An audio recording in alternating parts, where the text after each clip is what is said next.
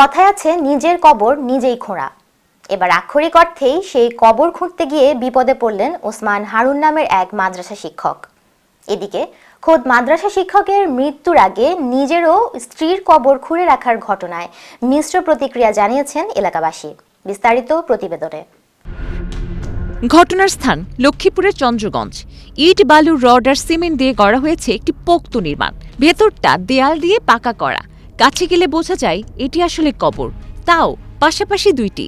অবাক করা বিষয় হলো, যাদের জন্য এই দুটি কবর খোঁড়া হয়েছে তারা বহাল তবিয়তে দিব্যি বেঁচে আছেন। সম্প্রতি নিজের নির্দেশনায় ও অর্থে স্ত্রীসহ নিজের কবর খোঁড়ার ঘটনায় আলোচনায় এসেছেন ওসমান হারুন নামে এক মাদ্রাসা শিক্ষক। মৃত্যুর আগে আয়োজন করে কবর খুঁড়ে রাখার এমন ঘটনা এলাকা জুড়ে সৃষ্টি করেছে তীব্র চাঞ্চল্য।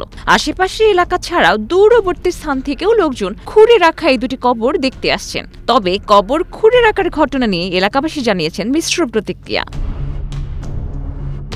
নিজের আবেগের জায়গা থেকেই বাবা মায়ের পাশে কবর খুঁড়ে শেষ শয্যার প্রস্তুতি নেয়ার কথা জানিয়েছেন পাঁচপাড়ার গ্রামের ওসমান হারুন। তিনি সদরের ইসলামিয়া কামিল মাদ্রাসার বিএসসি শিক্ষক।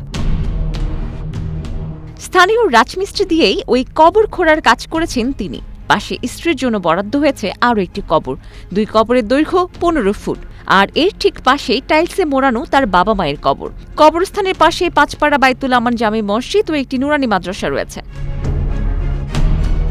মৃত্যুর আগে কবর খুঁড়ে রাখার এমন ঘটনা লক্ষ্মীপুরে এবারে প্রথম হলেও একজন মাদ্রাসা শিক্ষকের এমন কর্মকাণ্ডে হতবাক তারা। যদিও মাদ্রাসা শিক্ষক ওসমান হারুন জানিয়েছেন, এখন কেবল বালু দিয়ে ভরাট করে রাখছেন কবরের জায়গাটি। মৃত্যুর পর কবর খুঁড়তে যেন কাউকে পরিশ্রম করতে না হয়, সেই ভাবনা থেকে তিনি এই কাজ করেছেন। তিনি বলেন, এর আগেও তার মায়ের জন্য কবর খোঁড়া হয়েছে। মায়ের মৃত্যুর পর ওই কবরে দাফন করা হয়েছিল, তাই এখন নিজের ও স্ত্রীর জন্য কবর খুঁড়েছেন তিনি।